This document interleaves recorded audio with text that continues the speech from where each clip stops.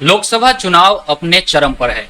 लगातार इंडिया गठबंधन बीजेपी को हराने के लिए अलग अलग तरीके की रणनीति अपना रहा है, लेकिन इंडिया गठबंधन से एक बड़ी गलती हो रही है जो कहीं ना कहीं उनके लिए भारी पड़ेगी।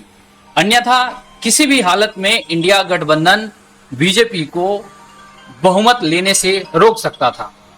हम लोग इस वीडियो में जानेंगे कि आखिर इंडिया गठबंधन की कौन सी ऐसी गलती है जिसकी वजह से बीजेपी का काम आसान होता हुआ दिख रहा है। आप लोग देखिएगा कि बीजेपी की सबसे कमजोर कड़ी कोई है तो वो है स्थानीय स्तर के नेता।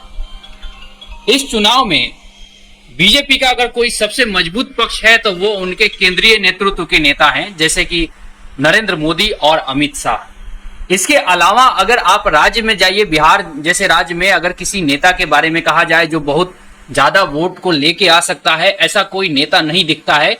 जबकि दूसरी तरफ आप अगर तेजस्वी यादव की रैलियों को देखें, उनके जो रोड शो हो रहे हैं उनमें इतनी भारी मात्रा में जनता जुट रही है, पब्लिक इतना उनको समर्थन दे रही है जितना किसी अन्य नेता को, बीजेपी के किसी अन्य राज्य स्तरीय नेता को नहीं मिल रहा है। यहां पे ही जो इंडिया गठबंधन के नेता हैं वो चूक कर जा रहे हैं। दरअसल इंडिया गठबंधन के जितने भी क्षेत्रीय दल हैं उनको चुनाव क्षेत्रीय आधार पर लड़ना चाहिए था।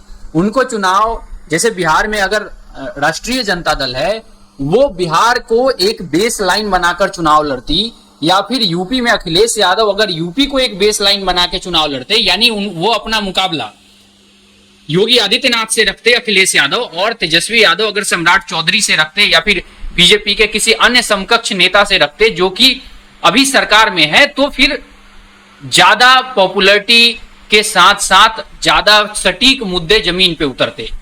दरअसल हो क्या रहा है कि जैसे ही विपक्षी गठबंधन के नेता, खासतौर पे क्षेत्रीय दल के नेता नरेंद्र मोदी को निशाना बना रहे हैं, यानी कि नरेंद्र मोदी की आलोचना कर रहे हैं, उससे सीधा इंपैक्ट ये पड़ रहा है कि नरेंद्र मोदी केंद्र में आ जा रहे हैं। इसके अलावा जो है कि सीधा सीधा आ जाता है लोगों के दिमाग में ये बात कि भैया हमें 6,000 रुपए सालाना किसान सम्मान निधि नरेंद्र मोदी ही दे रहे हैं, फ्री राशन नरेंद्र मोदी ही दे रहे हैं, शौचालय जो बने हैं वो नरेंद्र मोदी ने ही बनवाया है, बैंक में खाते जो खुले हैं वो नरेंद्र मोदी ने ही खुलवाया है। तो एक लंबी लिस्ट सामने आ जा रही है जो मतदाता है उसके सामने, यानी जो जनता है उसके सामने।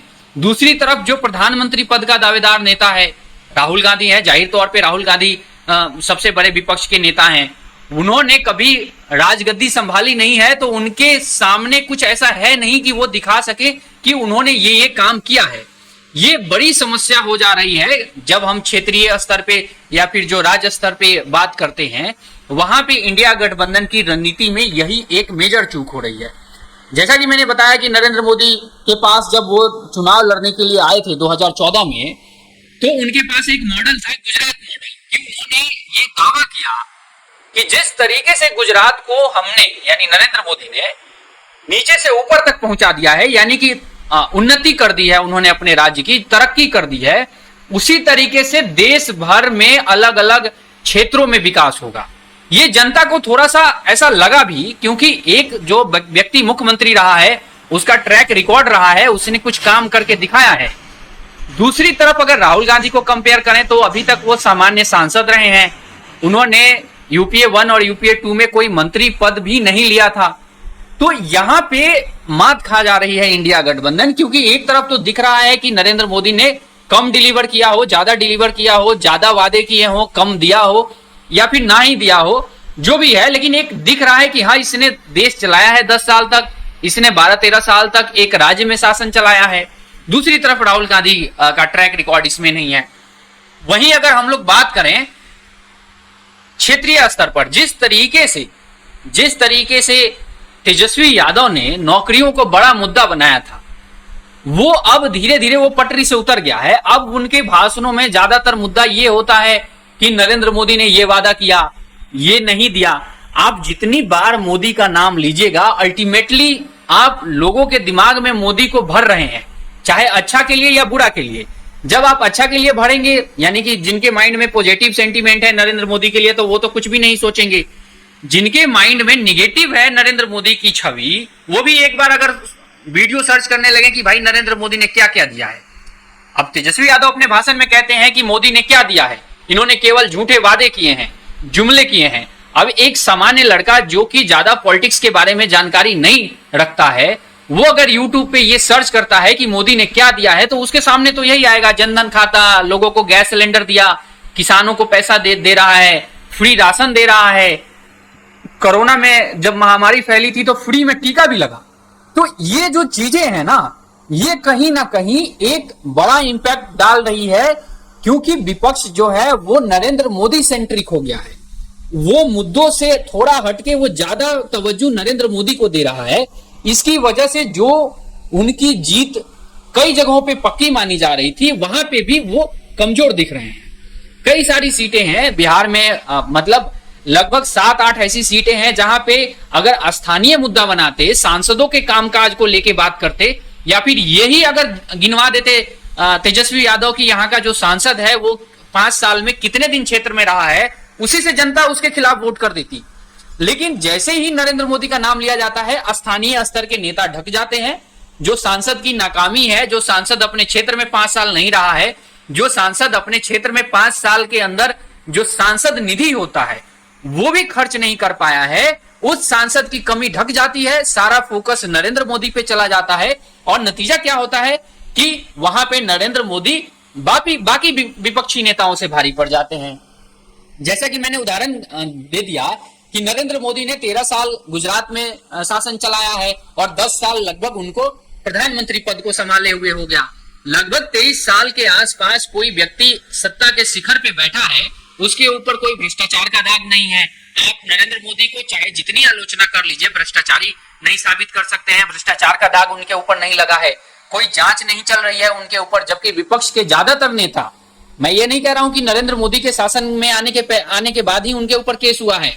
आप लोग याद कीजिएगा, लालू यादव हो या फिर अखिलेश यादव की फैमिली हो, इनके ऊपर जो केस चल रहा है वो यूपीए के टाइम से चल रहा है, यानी 2004 से 2014 के बीच में शुरू हुआ था। तो ऐसा भी नहीं है कि जो विपक्ष के नेता हैं जिनके ऊपर केस चल रहा है वो कह दें कि सारा केस मोदी ने ही किया है। यहां भी एक बड़ी प्रॉब्लम हो रही है। तो जो रणनीति है, असल मायने में जो रणनीति होनी चाहिए, सांसद स्तर पे संसद के ऊपर जो था रणनीति होना चाहिए, सांसदों को टारगेट किया जाना चाहिए था विपक्षी नेताओं के द्वारा कि भाई ये 5 साल में एक भी बार नहीं दिखे। डाटा लेके आना चाहिए था कि इनको जो सांसद निधि मिलती है उसमें से इन्होंने कितना खर्चा किया। आप लोग यकीन मानिए कि लगभग 80% ऐसे सांसद हैं जो अपने सांसद निधि का पूरा खर्चा भी नहीं कर पाते हैं 5 साल के अंदर। ये एक बड़ा मुद्दा है। कई जगहों पे रोड नहीं है और सांसद निधि वैसे ही पड़ा रह जाता है। यहाँ पे घेरा जा सकता था। एक रोड बनता है, 10 किलोमीटर का रोड बनता है तो दोनों तरफ कम से कम 10 गांव 15 गांव होते हैं, यानी कि एक विधानसभा क्षेत्र होता है। अगर वहां रोड नहीं बना है और सांसद निधि का खर्चा नहीं हुआ है तो वहां पे सिंपल घेरने के लिए बड़ा अस्त्र था विपक्षी नेताओं के लिए कि इन्होंने पैसा नहीं खर्चा किया, पैसा लैप्स हो गया और आपका रोड नहीं बना। अगर ये रोड बन जाता तो 10 गांव की स्थिति सुधर जाती। और 10 गांव का मतलब है कि आप एक विधानसभा लेवल की बात कर रहे हैं। 10 पंचायत में एक विधानसभा लेवल के लगभग 60% वोटर कवर हो जाते हैं।